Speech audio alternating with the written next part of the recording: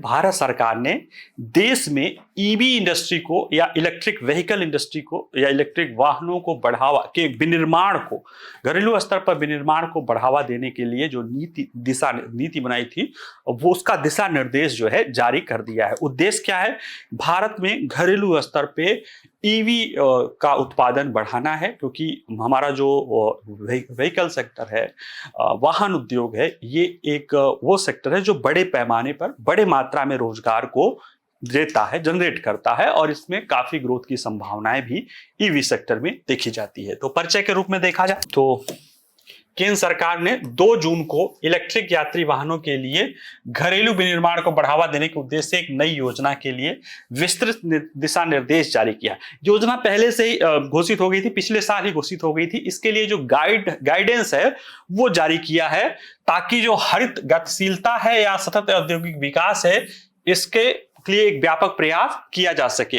और ये जो योजना अधिसूचित की गई है वो भारी उद्योग विभाग द्वारा मिनिस्ट्री ऑफ हैवी इंडस्ट्री जो है, जिसके वो मंत्री हैं देवेगौड़ा जी के बेटे हैं, नाम तो मुझे नहीं याद आ रहा है, एस डी कुमारस्वामी, वो इसके मंत्री हैं। तो इस मंत्रालय द्वारा अधिसूचित किया गया है, और ये नीति है भारत में इलेक्ट्रिक यात्री कारों के विनिर्माण को बढ़ावा देने की योजना, SPMEPCI है ये योजना है। इसका उद्देश्य क्या है कि भारत के इलेक्ट्रिक वाहन क्षेत्र में वैश्विक निवेश को आकर्षित करना है, साथ ही साथ वैश्विक ऑटोमोटिव विनिर्माण केंद्र के रूप में देश की स्थिति को मजबूत करना है। कैसे करना है? देखिए, भारत एक तेजी से विकसित होता देश है, ठीक है। अर्थव्यवस्था के आधार पे, जीडीपी के आधार पे हम अभी भी चौथे स्थान पे पहुंच गए हैं, बहुत जल्दी तीसरे पे पहुंच जाएंगे। लेकिन अभी भी प्रति व्यक्ति आय कम होने के कारण हमारा अभी एक्सपेंडिचर उतना ज्यादा नहीं है, लेकिन हमारा बढ़ रहा है, और ये बता रहा है कि आने वाले भविष्य में हम एक बड़ा मार्केट बनेंगे। कंजम्पशन के आधार पे हम दुनिया की तीसरी सबसे बड़ी अर्थव्यवस्था भी बन गए हैं, तो वो उसमें कोई समस्या नहीं है, यानी हम कंजम्पशन सबसे ज्यादा करते हैं। और जैसे जैसे कंजम्पशन बढ़ता जाता है, बड़ा मार्केट होता जाता है, ग्रोथ रहता है, तो दुनिया की जो कंपनियां हैं, दुनिया के जो प्रोडक्ट हैं, वो आपकी तरफ आते हैं।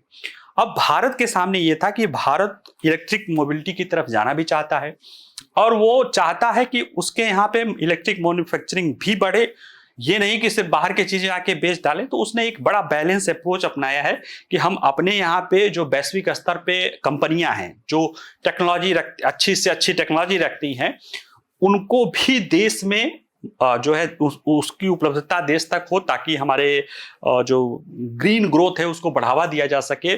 और साथ ही साथ जो हमारा घरेलू जो है ऑटोमोबाइल सेक्टर है, जो कि बहुत बड़ा रोजगार का क्षेत्र है, उसे भी प्रोटेक्ट किया जा सके और उसे भी ट्रांसफॉर्म किया जा सके, है ना। जैसे कि भारत में पहले सुजुकी आई थी, तो मारुति सुजुकी के साथ धीरे धीरे करते करते आज बहुत सारी कारें हम घरेलू स्तर पे ही उत्पादित कर रही हैं, और कई सारी कारें तो कई सारे विकसित देशों की कंपनियों को भी वो टक्कर दे रही हैं, ठीक है। अब देखिए, जो इसमें घोषित उद्देश्य क्यों लाई गई है, मार्च 2024 में इसे घोषित किया गया था। इस योजना भारत के जलवायु लक्ष्यों के अनुरूप है। क्या जलवायु लक्ष्य है? 2070 तक शुद्ध शून्य उत्सर्जन प्राप्त करना है, नेट जीरो 2070 तक प्राप्त करना है। नेट जीरो क्या होता है कि हम जितना कार्बन डाइऑक्साइड का उत्सर्जन वातावरण में करें, उतना हम कार्बन डाइऑक्साइड का उत्सर्जन वापस दे सके। यानी कि इसका अर्थ ये नहीं कि हम कार्बन डाइऑक्साइड का उत्सर्जन नहीं करेंगे, हम कार्बन डाइऑक्साइड का अपना उत्सर्जन इतना लिमिटेड कर सकें, या उसको हटाने का तरीका, यानी हमारे पास ऐसी चीज हो कि हमारे द्वारा वातावरण में एक्चुअली कार्बन डाइऑक्साइड का उत्सर्जन ना हो, तो उसे कहते हैं नेट जीरो। यानी अगर हम जितना उत्सर्जन करें उतना हटाने की तरीके हमारे पास होना चाहिए। साथ ही साथ हमें ईवी पारिस्थितिकी तंत्र को भी बढ़ावा देना है, तो उसके लिए हम स्ट्रेटेजिक इंटरफेरेंस करना पड़ेगा, अच्छी प्रौद्योगिकी आना पड़ेगा। कोई आपके यहाँ क्यों आएगा? तो उसके लिए जो है हम आर्थिक विकास को भी बढ़ावा देंगे, रोजगार सृजन भी करेंगे, और पर्यावरणीय स्थिरता को भी बढ़ावा देने के लिए सरकार इसे लाई है। इसमें भारतीय उद्योग का कहना है कि ये योजना भारत में प्रतिस्पर्धा बढ़ाएगा, ठीक है, भारत में प्रतिस्पर्धा और आत्मनिर्भरता लाएगा, ईवी विनिर्माण पारिस्थितिकी तंत्र के विकास को गति देगा, जो मेक इन इंडिया और आत्मनिर्भर भारत पहल के बड़े लक्ष्यों में योगदान देगी। यह योजना एक दूरदर्शी और परिवर्तनकारी कदम है जो न केवल भारतीय बाजार में अत्याधुनिक ईवी प्रौद्योगिकी को लाने के लिए तैयार की गई है, बल्कि घरेलू मूल्यवर्धन यानी डोमेस्टिक वैल्यू एडिशन लक्ष्यों के स्पष्ट ढांचे के माध्यम से स्वदेशी विनिर्माण क्षमताओं का भी विकास करेगी। इससे रोजगार भी पैदा होगा, स्वच्छ ऊर्जा प्रौद्योगिकियों को अपनाने में भी तेजी आएगी और भारत को वैश्विक ऑटोमोटिव नवाचार से पसंदीदा गंतव्य के रूप में किया जा सकता है। अभी क्या है, अगर भारत जैसे इलेक्ट्रॉनिक ऑटोमोबाइल व्हीकल को ऑटोमोबाइल सेक्टर कर रही है, तो हमारे यहाँ पे जो ऑटोमोबाइल सेक्टर है उनके लिए कोई कंपटीशन नहीं है। वो बैटरी में या उसके रेंज में उनको कोई वो नहीं है। क्यों? क्योंकि उनको पर कोई दबाव नहीं है। लेकिन अब ये है कि नेसेंट स्थिति में है, कई सारी कंपनियां हैं जो पहले से रिसर्च कर रही हैं, उनके पास पेटेंट है, या जो रेयर अर्थ के तरफ जैसे जो क्रिटिकल मिनरल है उनके पास रिसोर्स तक उनकी पहुंच है, वो हमारी कंपनियों को उस तक पहुंचने नहीं देंगी।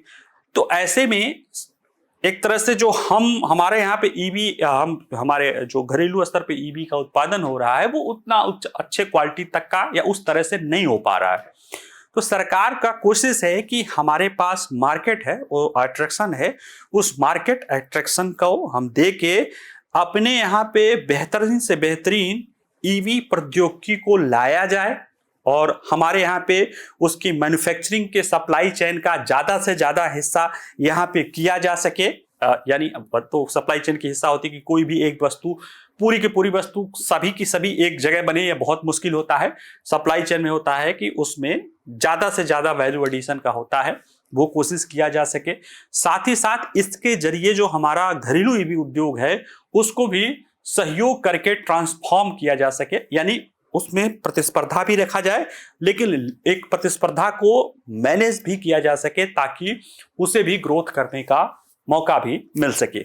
इसके लिए जो व्यवस्थाएं, जो प्रावधान किया गया है उसमें यह है कि जो जिन भी कंपनियों को अभी आवेदन करना पड़ेगा कि जो भी वैश्विक कंपनियां हैं ईवी इंडस्ट्री की, टेस्ला है, BYD है या और भी जो कंपनियां हैं, जिनको लगता है कि वो भारत में ईवी अपना लाके बेचना चाहती हैं, कंप्लीट बिल्ड यूनिट जो बाहर ही पूरी तरह से बनी बनाई चीजें लाके यहाँ पे बेचना चाहती हैं, जो यहाँ पे बना रही है उनके लिए तो कोई दिक्कत नहीं, लेकिन जो ज़्यादातर ईवी जो है कि बाहर में वो बना के यहाँ पे बेचना चाह रही हैं, उनके लिए ये योजना है कि वो अभी जो शुल्क लगभग ईवी पर है कि कंप्लीट बिल्ड यूनिट बाहर से आएगा तो 70% हम उन पर टैक्स लेते हैं, टैरिफ लगाते हैं। उनके लिए यह है कि हम उस टैरिफ को जो 70% की टैरिफ दर को है हम 15% कर देंगे। हम उनको छूट दे रहे हैं 55% का टैक्स में, लेकिन उसके लिए है कि कुछ उन्हें करना पड़ेगा। और ये छूट किनको होगी? उन कंप्लीट बिल्ड यूनिट्स की होगी जो कि $35,000 से ज्यादा की हो, यानी $35,000 से कम की तो कोई भी कार पे कोई छूट नहीं होगा। यानी कि जो हमारे यहाँ पे घरेलू मार्केट है, जो महिंद्रा है, टाटा है या और भी जो है, वो लगभग 20-25 लाख, यानी $35,000 मतलब 20-25 लाख का जो खर्च है, उससे ऊपर की कार यानी जो अच्छी हाई एंड कार है उनके लिए जो है ये है कि उन्हीं कारों को 8,000 ये है कि उन्हीं कारों पर लाएंगे तो 15% छूट देंगे, ताकि हमारा जो घरेलू स्तर का कार मार्केट है वो भी मेंटेन रहे, वो भी अपने कर सके। $35,000 के नीचे वाले प्रोडक्ट का तहत जो है वो सुरक्षित रह सकती है, क्योंकि उससे नीचे कीमत रखोगे, अगर प्रेडेटरी प्राइस बहुत अच्छी कार है, कीमत कम रखोगे 17% टैक्स लग जाएगा। तो जाहिर सी बात है कंपनियां अपनी कीमत उससे ऊपर ही रखने की कोशिश करेंगे, BYD जैसे लोगों को। दूसरा ये है कि इसमें यह है कि 8,000 इकाइयां हैं कि प्रतिवर्ष 8,000 इकाई तक आप इंपोर्ट कर सकते हो। $35,000 से ज्यादा का उसका कास्ट है, 8,000 इकाई तक कर सकते हो। अगर इसमें कोई जैसे किसी वर्ष 8,000 किया तो 8,000 की जगह 7,000 हुआ तो ये अगले साल जुड़ जाएगा, इतना करना पड़ेगा। और इसके लिए ओवरऑल एक कंपनी को 8,484 करोड़ रुपए तक ही ड्यूटी उसको छूट दी जाएगी।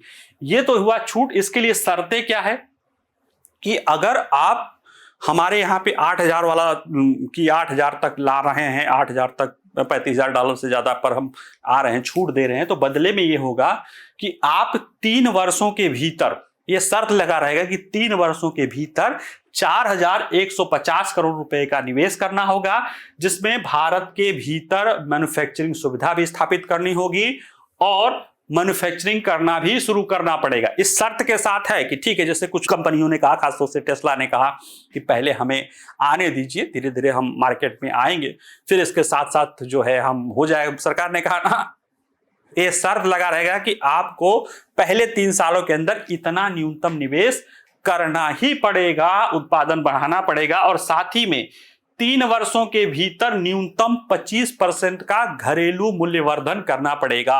यानी कि आप बाहर का कोई लाके सिर्फ असेंबली कर दे नहीं, उसमें कम से कम 25% का वैल्यू एडिशन होना पड़ेगा। यानी कि कुछ कंपोनेंट आपको बाहर से, घर से भी, यानी देश स्तर पे होना होगा और 5 साल के अंदर 50% तक वैल्यू एडिशन को, डोमेस्टिक वैल्यू एडिशन को बढ़ावा देना पड़ेगा। और अधिकतम निवेश की कोई सीमा नहीं है, कितना भी कंपनी निवेश कर सकती है, लेकिन न्यूनतम 40,135 करोड़ है ही है। और इसमें जो निवेश होगा उसमें क्या क्या शामिल किया जाएगा? नया संयंत्र बना रहे हैं, उसमें मशीनरी लाएंगे, इंजीनियरिंग रिसर्च में, डेवलपमेंट में, जो भवन बनाएंगे उसके लिए है। हाँ, जो बिल्डिंग, जो जमीन खरीदेंगे वो निवेश में शामिल नहीं किया जाएगा। और जो चार्जिंग इंफ्रास्ट्रक्चर होगा वो भी केवल 5% ही हो सकता है। ये नहीं कि पूरा चार्जिंग इंफ्रास्ट्रक्चर ना कर दिया कि हमने तो इतना निवेश कर दिया ना, आपको मैन्युफैक्चरिंग के लिए चार्जिंग इंफ्रास्ट्रक्चर उसका हिस्सा है, लेकिन वो केवल 5% ही आपके निवेश में गिना जाएगा। और आवेदकों को पूरी योजना अवधि के लिए जो शुल्क छूट है, कितना आप शुल्क छूट रहे हैं, या 4,150 करोड़ रुपए, इतना तो न्यूनतम है और अधिकतम जो 8,000 करोड़ है, इतना जो भी शुल्क छूट ले रहे हैं उतना की बैंक गारंटी आपको देना पड़ेगा कि अगर आपने ये नहीं किया तो वो बैंक गारंटी आपकी जब्त हो जाएगी। यानी कि सरकार इसके तहत इस तरह की व्यवस्था बना रही है कि एक तरफ तो सरकार जो है, हमारा जो ईवी इंडस्ट्री है उसमें वैश्विक स्तर की जो बेहतरीन कंपनियां हैं वो भारत के मार्केट में आए और यहाँ पे धीरे धीरे इंडियनाइजेशन या स्वदेशीकरण करें, धीरे धीरे अपने जो मैन्युफैक्चरिंग प्लांट यहाँ पे लगाएं और पहले 3 साल में वो 25% और अगले 5 साल में वो 50% तक वैल्यू एडिशन करें। और उसके लिए न्यूनतम उनके लिए ये निवेश की भी सीमा है, उनके लिए कितना निवेश करना ही पड़ेगा, बैंक गारंटी आदि है। और साथ ही साथ एक पर्टिकुलर जो उनको मार्केट भी मिल जाएगा, जो हाई एंड मार्केट है या उससे $35,000 से ज्यादा ऊंचे वाले जो कस्टमर है उनके पास गुणवत्ता भी मिलेगा। तो हमारे जो घरेलू कंपनियां हैं उनके साथ वो जुड़ाव भी हो सकता है, वो कोऑर्डिनेशन भी कर सकती है और उन तक अगर जो माल, जैसे कोई इंफ्रास्ट्रक्चर टेस्ला ही है या BYD ही है, अगर वो यहाँ पे अपना घरेलू सिस्टम तैयार करती है 50% ही उसको वैल्यू एडिशन करने के लिए, तो 50% का तो मार्केट यहाँ तैयार करेगा ना। तो वो हमारे यहाँ पे जो ईवी इंडस्ट्री के लिए जो और रिसर्च और जो इन्वेस्टमेंट का जो है माहौल बढ़ा सकता है, उसका निश्चित रूप से लाभ हमारे घरेलू ऑटोमोबाइल इंडस्ट्री को भी पड़ेगा। ठीक है।